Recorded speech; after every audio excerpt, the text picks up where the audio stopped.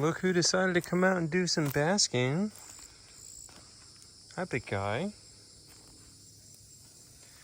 Hi, big fella with your backwards foot. How we doing? How we doing? Dude, look at that foot. That is gnarly. I don't know how. That is just crazy that it healed up like that. How you doing though? He's not hissing at me, so that's a good sign. He just decided to come out and chill a little bit. Let's see.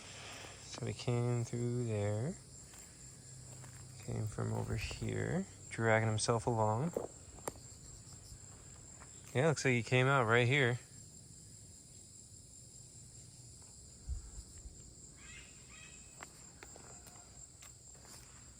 Hi, Big Mac.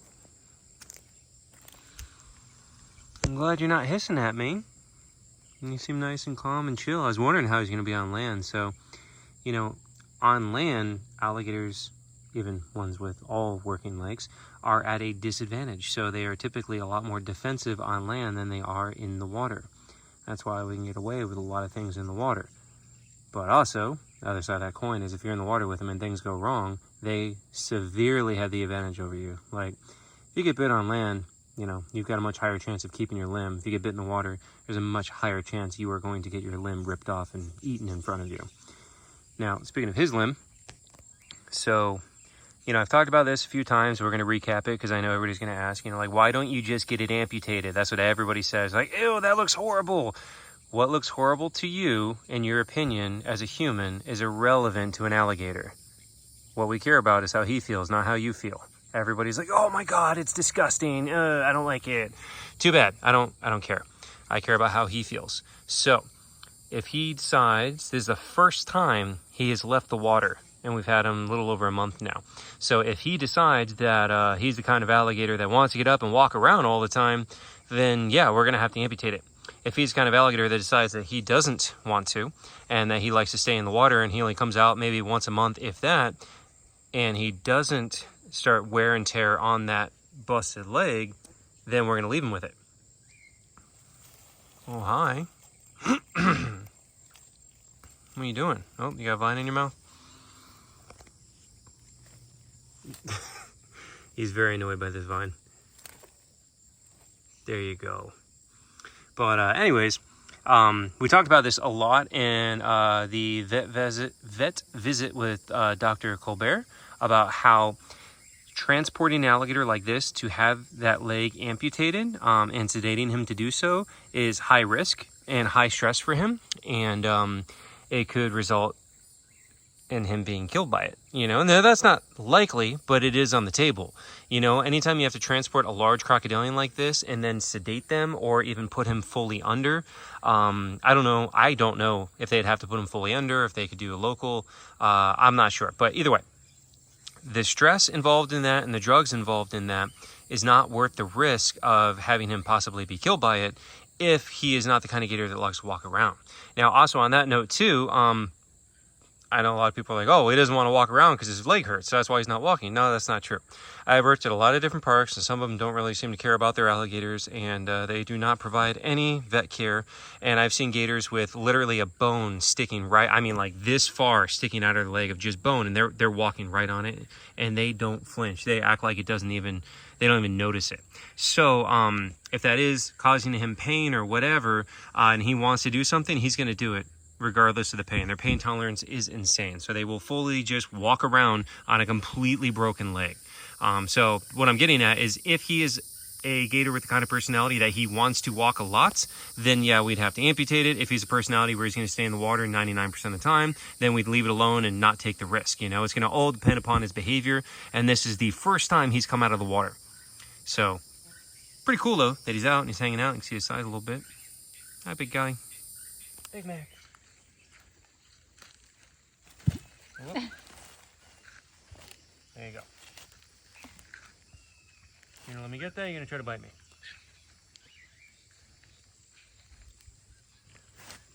Big Mac. Big Mac. Oh. get defensive. It's okay. It's okay. Big Mac. Oh, that's not a nice. Ooh, that's a lot of leaves and dirt you got there, champ. Oh, it's okay. Don't be upset. Oh, look at that leg. So it's the first time we've seen him actually try to walk on it. Oh my goodness. And that's the first time we've seen it from this angle too. Okay. Oh, you got a branch. There. Look at this. Right here. There you go. Oh, nope. Right through. It's a miracle these things survive. Oh, no, that's a whole lot of stick, buddy. Bam is growling at him. You were not scaring anyone, Bam. Need one more stick here. Get this back from him. All right, look here.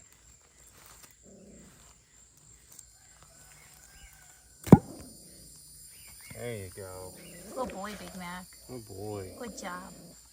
He's a thick gator because I haven't seen him, like, obviously on land since he came to us. Look at that belly and that tail. Yeah, he's a big That's boy. a healthy gator. Yeah. And we've been power feeding him too. Look at that interesting break right here. Wow. Old scar broke right through that osteoderm. Also, where the leg is, do we think it could be related? Like, Yeah, I was just about to say that. I bet that big is. gator. I bet that's a bite mark from when this A big happened. gator, It yeah. might not be, obviously, but it... Awfully coincidental. Yeah, that's pretty interesting. All right, ready to... Okay, well, look, so there, right here, see that's messed up too. If that was the bite mark, Wow. yeah, that's like a 12, 13 foot alligator. Like, seriously.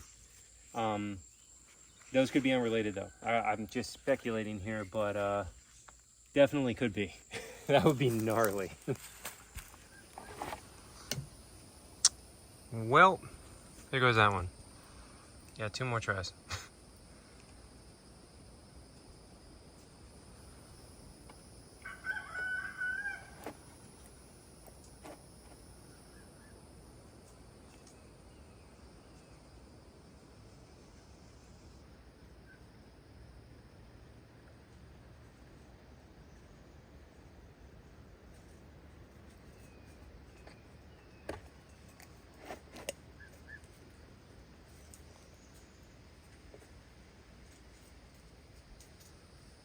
There's claws.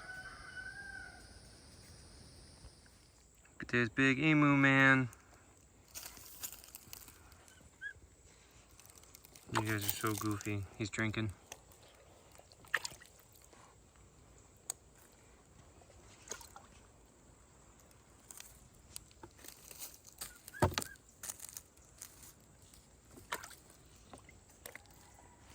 I love the way they drink. Why are you drinking out of this dirty thing? Why don't you come use a clean bowl? Why you want to be gross?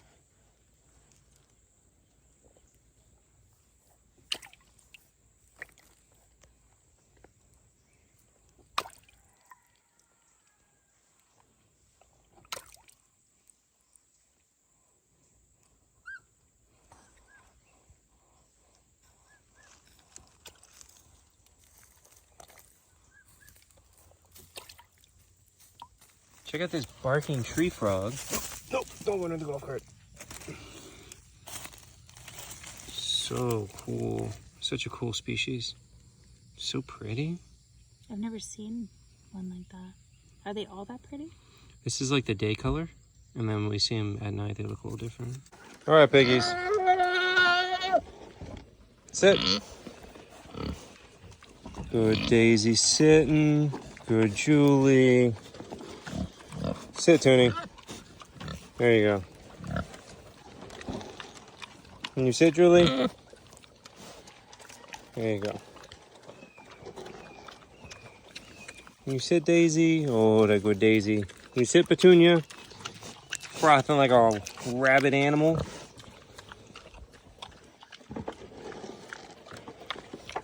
Can you sit, Julie? Good, Julie. Good Daisy. I know, I see you, Petunia. You're sitting. There you go, all over your nose. That's nice.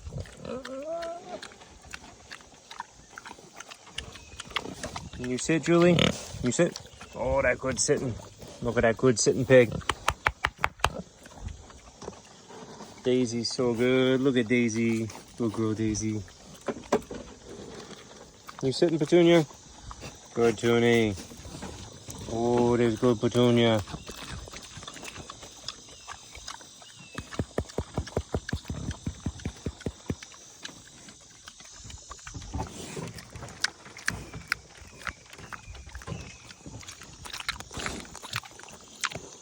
So today is produce pickup day. We're going to do that later. Means you guys are going to get lots of nice little treats. Yeah, oh, all up your nose. That's good. You sit, Julie? You sit? Good, Julie. Oh, thank you. You sitting, Daisy? Yeah. You good, Petunia? Oh, up your nose again, Petunia. You gotta hold still and I put it right in your mouth. Here's the little piggies. Hi. There goes a hawk. See the tree back there. So, the red-shouldered hawk, you can kind of see him. They've got a nest. It's right back over here, actually. So, really close to these guys. So they've been flying around. And they got the little baby. Hawks are fledging, the chicks. It's really cute.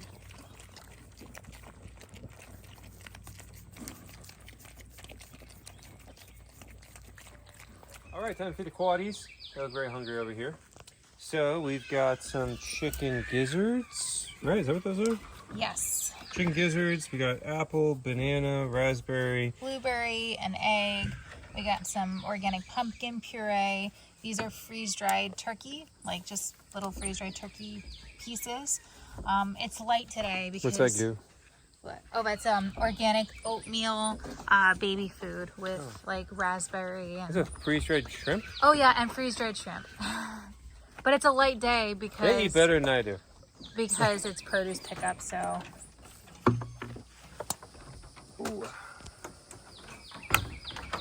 They're being crazy. Oh yeah, they're always crazy.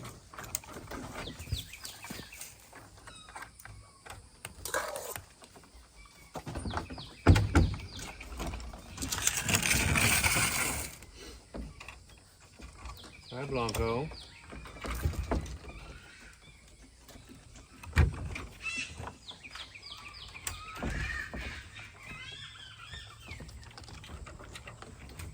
We pulled all the ropes in. Yay, I love it when they do that. So I had these little tie-offs down here like this to attach this to, but they keep on ripping the rope and I have to redo it, and I haven't altered the positioning of the little tie-off spots yet. So I had it where they couldn't pull them in before, but you know, Blanco. that didn't last very long.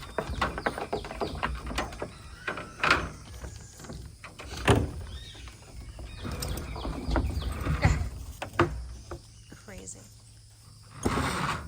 It's really just Coco and Gigi, the ones that are just crazy. Everyone else is pretty chill. I specifically keep this stick right here for this reason too, by the way. Oh, Lily's hungry. Lily is waiting. Alright, so while they're eating, then we go feed the foxes, the cavies, clean this, and by the time all that's done, usually then they're done eating. Patagonian Mara. Hi guys. Little Timothy and Topanga.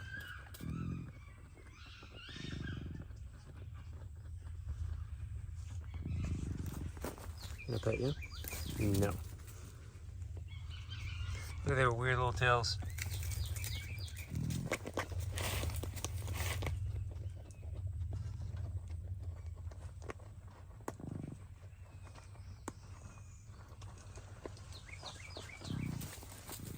Oh, Gabby's coming in with hay for them. Oh, oh. They all ran away.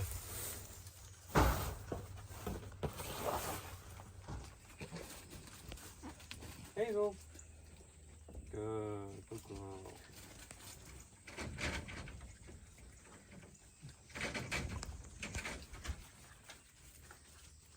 You want a little fried shrimp? No? No, she got the 2 pieces of meat. She's done, I think. Well, that's a lot of the freeze-dried raw turkey she should like. No? Nope.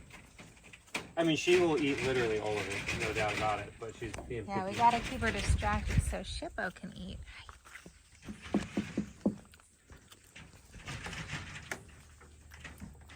There you go. Good boy.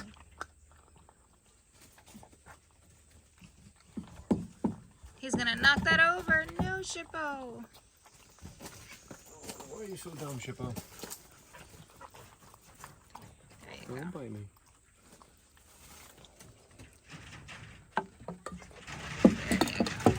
Oh, Okay. you are, my goodness gracious. They just have anxiety, you know? Like, imagine how traumatic it must be. Like, every time you saw somebody else eating and you weren't eating, you went into a panic and have like a panic attack, you know? And the majority of your life living inside of a cage, you can barely turn around in. Yeah, so this is what we're trying to prevent this. We're trying to like help them understand that they are going to get to eat, you know? Or just ignoring it, and then when she's calm, then we can go in there and like feed her. I think Shippo's almost done anyway. Oh my goodness, poor you, eh? It's okay, girls.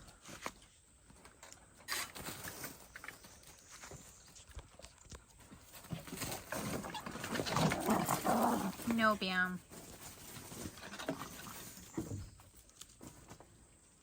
Okay.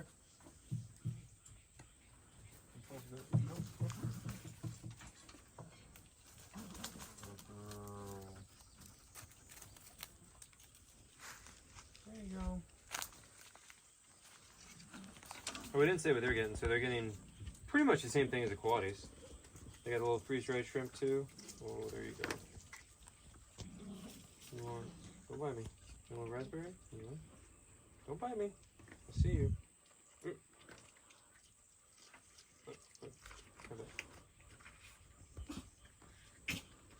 She wasn't even going for the bowl, she was going for my finger. Here.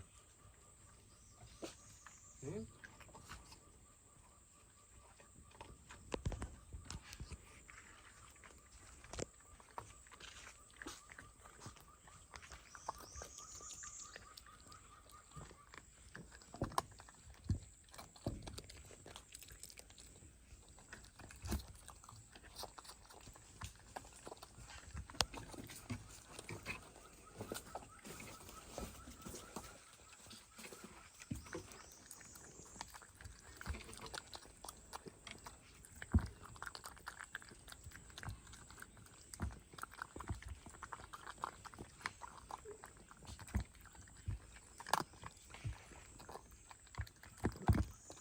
So, our new enclosure is coming along really well. It looks awesome. Clovie, is this where you live now? Is this your new habitat? Look. It is not for her. But yeah, so this is our newest enclosure, and this is going to be for an African crested porcupine, which we're really excited about. We're going to give you more details once we actually get him here, but he is being surrendered over to us and basically retired, so we're really happy and excited to be able to take him in and give him his new retirement home, basically. But so this is going to be really, really cool. And bam, what are you rolling? Poop. Bam. You rolling in poop? Yep. Look at her. So in this enclosure, we've got 3 oak trees sticking up through the roof, which is pretty cool, pretty exciting. Gabby's very happy about that. Very happy with the oak She trees. loves having the trees stick up, you know. Being that these animals don't really climb, so that's going to be okay, you know. I'm always really nervous about putting anything like that, especially if you get a storm and it like moves and it breaks the hole in the top, you know, and then something can escape, you know. But these are super sturdy. Well, they're sturdy, but then they're also, it's an animal that doesn't really climb, so. Exactly. Not that worried about it, you know. But like for foxes, no. For the coatis, absolutely never. With the KVs, we did, same thing, you know. So for animals that don't climb, doing that is cool, but I would never do that with anything that climbs. Even if you put it around there properly, what are you gonna do when you get a hurricane? And that thing like just bends like this, and it just breaks the hole through the roof, you know. So we don't want to deal with any of that kind of stuff. Yeah. So we're gonna do exactly what we do with the KVs. Cover all the exposed wire that he can reach with the roof flashing. So the center columns, all the bottoms. There's gonna be a lockout so the volunteer because we have one volunteer. No, we have 2 volunteers now. Yeah, so they can clean the enclosure safely and things like that. We can do maintenance. And we mentioned it on our last video or a few videos ago. This is an animal that I have worked with in the past, actually, and Chris knows him too. You got to meet him too. Yeah. So it's a full circle moment. It's pretty cool. Yeah, so we're really excited, and this thing's coming together, and it looks really good. Yeah. Petrie. Good boy. Zazu.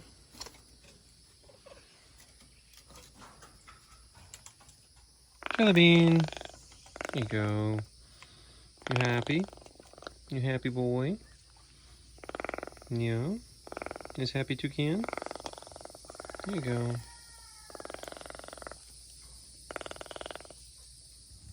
Look at the prairie dogs. Oh, we got a little blueberry. Yeah. Got some collard greens and a blueberry and a carrot. Oh, look at these little happy critters. You know, cheeky, you just like snatched that out of there. Look, who is this, Poppy? Yeah, you losing your winter coat, finally? Wait, what did I just say? I looked at Poppy. I think I said Poppy. I meant Harvey. This is Poppy, obviously. This is Harvey. Oh, Poppy.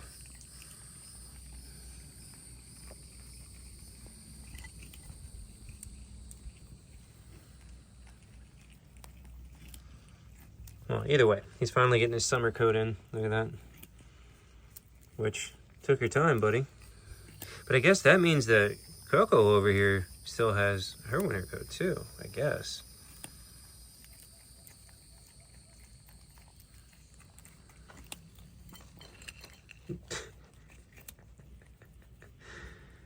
Not allowed to pet anyone else.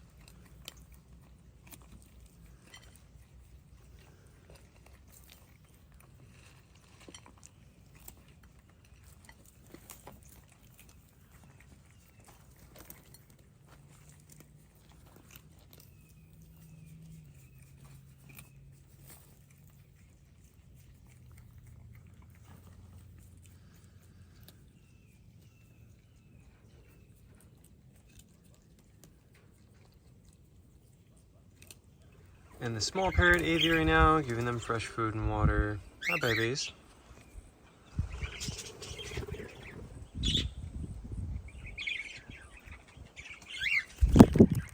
Oh, just got candy on my phone.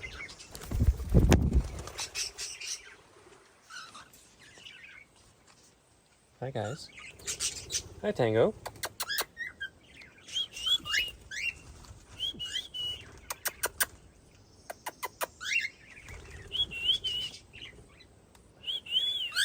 Oh.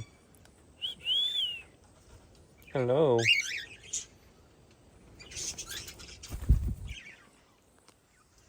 And look at all the quail eggs. So I'm gonna go feed these in the monitor.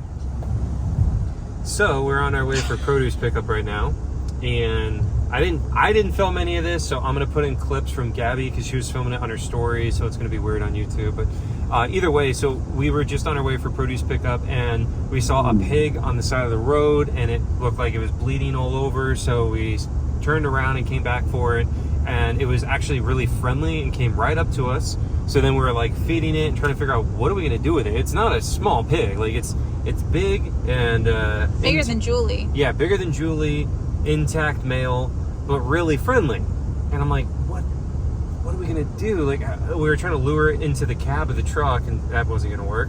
And I'm like, there's no way I'm gonna be able to like catch this and throw it in the bed, and then what? It's just gonna jump out of the bed. So I'm like, what are we gonna do? So then I walked down one of the house right in front of it, and so I walked down that, and then there's like 2 abandoned houses, and I'm like calling and like, hey, it looks sketchy, like really sketchy. And then I got down to the end, and then it looked like somebody lived there, and I'm like, hello, hello. And this guy just like doesn't come out. He's, what do you want? And I'm like, just, there's a pig out here. Like, it's somebody's pet. It's friendly. Is it your pig? And he's like, how'd you get back here? And I'm like, I walked on the road. What do you mean, how did I get back? I teleported. What? Yeah, like I just walked on the road. He's like, well, then you can walk back out. And I'm like, I'm just saying, I didn't cross any fences. I just walked on the road, and I'm telling you it's a pig, and I thought it's somebody's pet pig. You know, if it's yours, you can come, come take it. It's nice, it's friendly. And this guy's like super aggressive and weird, and he's like, well, it ain't mine, so leave. And I'm like, well, is it one of your neighbors? I don't know none of them. It's just like, I'm just trying to be nice here and help this pig. So, I just, whatever. I'm like, okay. I just left. Like, that dude is crazy. I don't know. So we just sat on the side of the road for a half hour trying to figure out what to do. Yeah. And then, thankfully, the actual owners of the pig came driving by, and they saw us, and they pulled over. And, so we were able to reunite it with them. But it was just crazy. I wanted Chris to leave me on the side of the road and go. Yeah, oh my God. Gabby's like, just leave me here. You go back with the truck, leave me here, I'll stay with the pig, and you go get a carrier and supplies. And I'm like, that dude will wear your skin like a suit. Like, that guy was a total freak. Like, you want me to leave you here to the Dueling Banjos Club? Like, you're out of your mind. Like, and so I just had to have a serious talk with Gabby. Gabby's from New York. She doesn't understand how, like, some Florida people can be really, really bad. That guy was trash. Like, sir, we do not want your trash cans or your drugs. Yeah, no, I wouldn't be surprised if that guy's got a meth lab back there or something. He was very weird and aggressive, and it was sketchy stuff. Where even were we? We were like, I don't even know. Yeah, we're like in the middle of nowhere right now because we're just on our way to go pick up produce, but I could not leave the pig on the side of not a highway, but like a main road, and its ears are all bloody and blood all over its back. But thankfully we found the owners, and it was well taken care of. So. Yeah, it was so friendly. That's why we were like, oh man, he's like really friendly. When we first saw it, I'm like, you got to go back. He's like, then what? I'm like, let's just see. It might just run away from us. If it runs away, there's nothing we can do. But if it comes up to us, and then it came right up to us, and I'm like, now we have to help it because it's friendly. Yeah, but I'm just like, what are we gonna do? Like, it's a big pig. No, it was a big pig. Like he's gonna jump out the bed. He's not gonna fit in the cab. We can't get him into the cab. Like, I just don't know why this always happens to us. Like, why?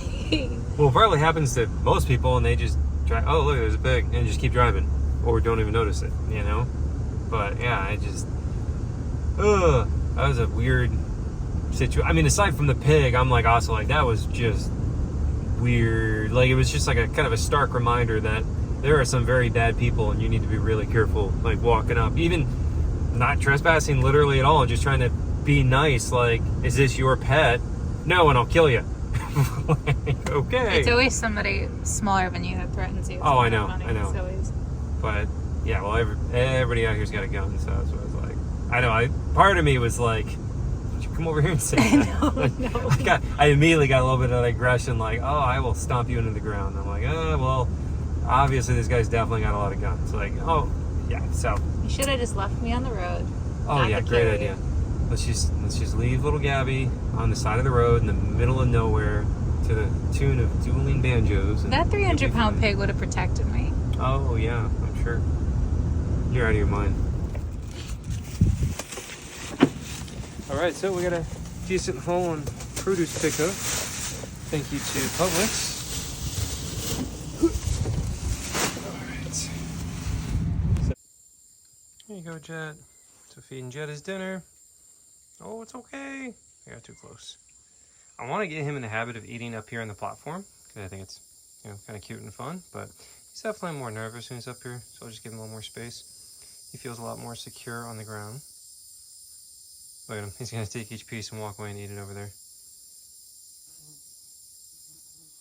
Well, while Jet is over there eating behind me, I did want to take the chance to say thank you to everybody who has ordered things for us off the Amazon wish list. I have some of the notes right here I was going to read off as thank yous.